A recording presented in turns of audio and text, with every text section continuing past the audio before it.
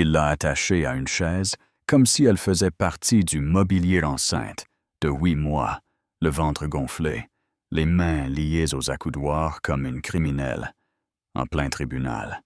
Aucune explication, aucune raison valable. Juste un pur excès d'ego enveloppé dans une robe de magistrat. Et le plus fou, il pensait qu'elle n'était qu'une femme ordinaire, juste un visage de plus dans la foule. Il ne savait pas que son nom de famille comptait dans cette ville. Il ne savait pas qui allait débarquer.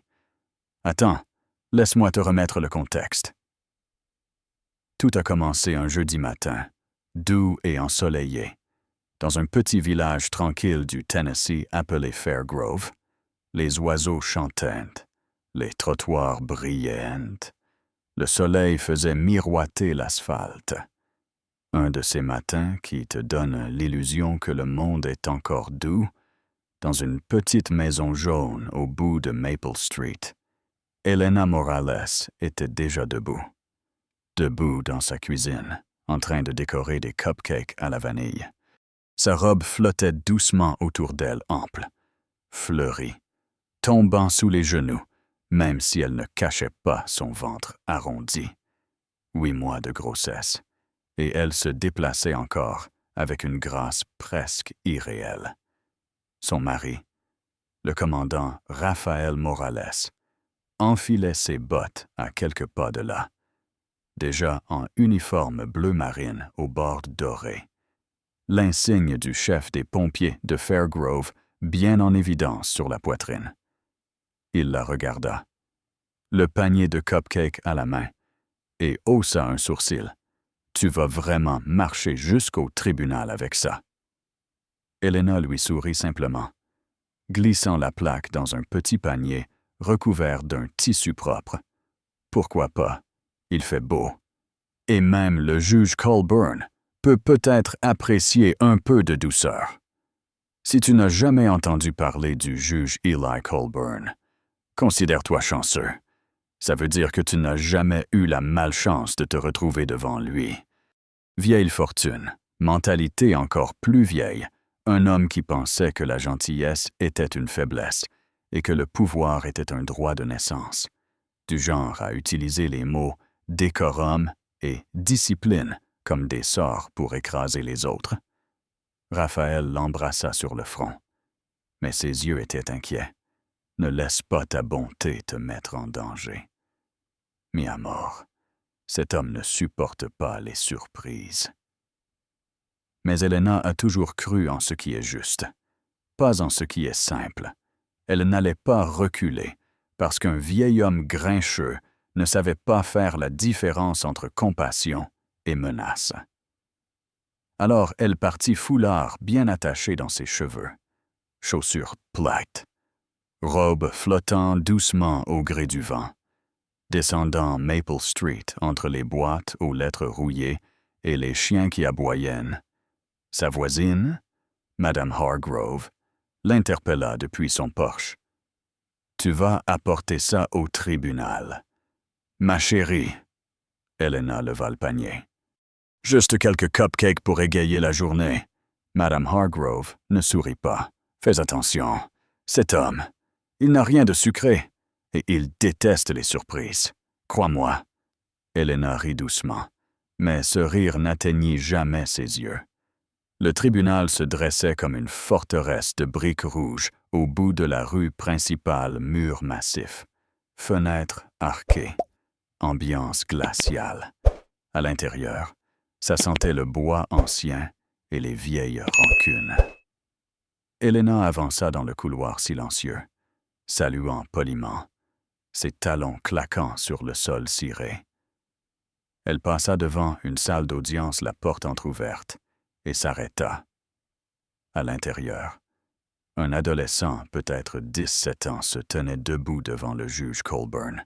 Silhouette maigre, souhait usé, chaussures trop petites. Il s'appelait Malik Carter, et Elena le connaissait. Il l'avait aidé à ramasser ses courses tombées au sol 1 semaine plus tôt. Poli, discret, doux. Maintenant, il semblait prêt à s'effondrer. La voix du juge claqua comme un fouet. « Tu crois que tu peux arriver en retard et que les règles ne s'appliquent pas à toi. » Malik bredouilla quelque chose à propos du bus, mais le juge n'écoutait pas. Il ne voulait pas d'excuses. Il voulait un exemple. C'est là qu'Helena entra. « Excusez-moi, ce garçon ne mérite pas. » Elle n'eut même pas le temps de finir. 2 huissiers massifs. Le regard vide la saisirent aussitôt. « Madame, vous devez quitter la salle. Maintenant. » Mais aucun intérêt. Ils la traînèrent dehors comme une intruse, le panier pendant à son bras, les cupcakes oubliés. Le juge Colburn sourit, un sourire lent, satisfait, comme si elle venait de lui offrir un nouveau jouet. Mais Helena, elle n'avait pas dit son dernier mot. Le lendemain matin, elle revint, sans douceur cette fois. Juste du feu dans le regard et une tempête dans le cœur. Elle se tint devant lui, la tête haute. « Vous condamnez un enfant sans preuve. Ce n'est pas la justice. » Colburn se pencha en arrière lentement et sourit avec suffisance. « Vous croyez que c'est votre scène. Madame Morales, vous pensez qu'un sourire et une plaque de gâteau vous donnent du pouvoir ici. » Puis il fit un signe, et les huissiers l'attrapèrent. Ils l'attachèrent à une chaise du tribunal, corde rugueuse, bras coincés, ventre qui se soulevait à chaque respiration. Et personne, absolument personne, n'a levé le petit doigt. « Vous voulez perturber mon audience, alors vous resterez assise, et vous réfléchirez. » Et il reprit comme si de rien n'était, continuant de sermonner Malik, ignorant Helena comme un meuble. Helena, elle ne broncha pas. Elle le fixa droit dans les yeux, comme la reine qu'il ne serait jamais.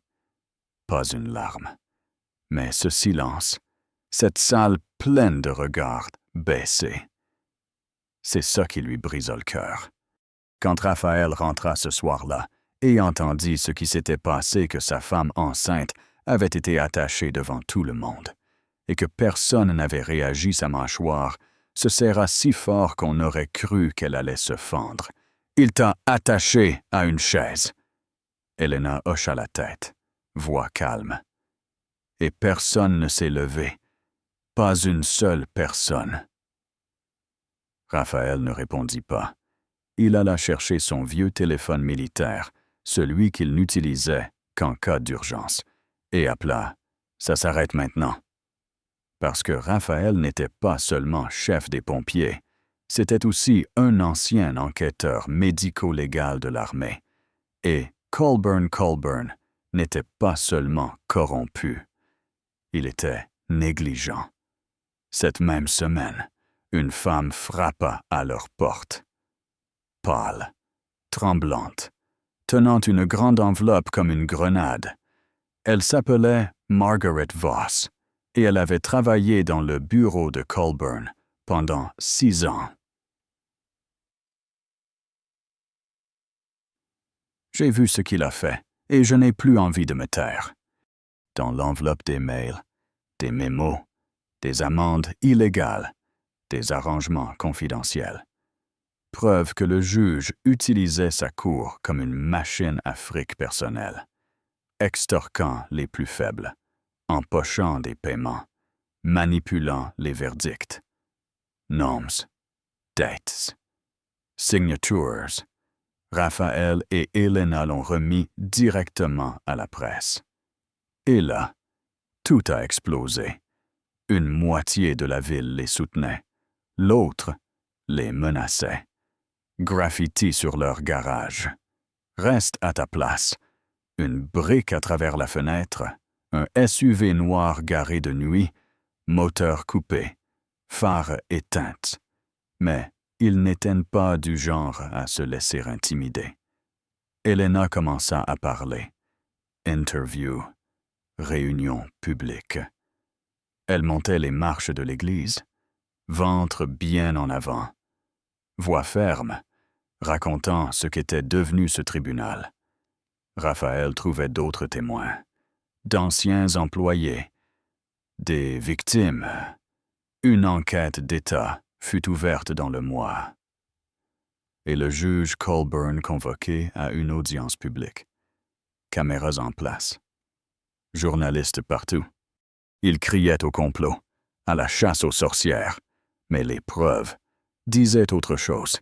Destitué, radié, poursuivi, et cette salle, son trône autrefois, devint tout autre chose. Le premier forum pour la justice citoyenne de Fairgrove, dirigé par le chef Aaron James, premier chef de police noire de la ville, et le premier à parler. L'officier Kyle Bennett le même qui, 6 mois plus tôt, avait arrêté James parce que il n'avait pas l'air d'être d'ici. Il prit la parole, regarda la foule. J'ai menotté un homme parce qu'il était noir et conduisait une belle voiture. C'est ma peur, pas la justice. Certaines personnes ont haleté, d'autres ont applaudi, quelques-unes ont pleuré. C'était brut, désordonné, mais c'était vrai. Quelques semaines plus tard, on vit Bennett marcher à côté de James pendant la journée de responsabilité communautaire, écoutant, s'excusant, aidant les enfants à essayer des casques de pompiers. Alors oui, un juge a attaché une femme enceinte à une chaise, pensait la faire taire, mais cette corde a défait le silence d'une ville entière. Et au cas où tu te poserais la question, oui, Elena a accouché plus tôt, une fille, forte, vive. Ils l'ont appelée Lucia Espérance Morales, parce que parfois, il suffit d'une femme debout, même quand on la force à s'asseoir, pour nous rappeler ce qu'est vraiment la justice. Maintenant, dis-moi, si tu avais été dans cette salle, vu cette corde, ce silence, est-ce que tu te serais levé ou est-ce que tu aurais baissé les yeux? Partage ton avis dans les commentaires, on veut savoir. Et si des histoires comme celle d'Elena te touchent, si tu crois que se taire, c'est consentir. Like, partage, abonne-toi. Parce que la justice ne vit que lorsqu'on la dit à voix haute.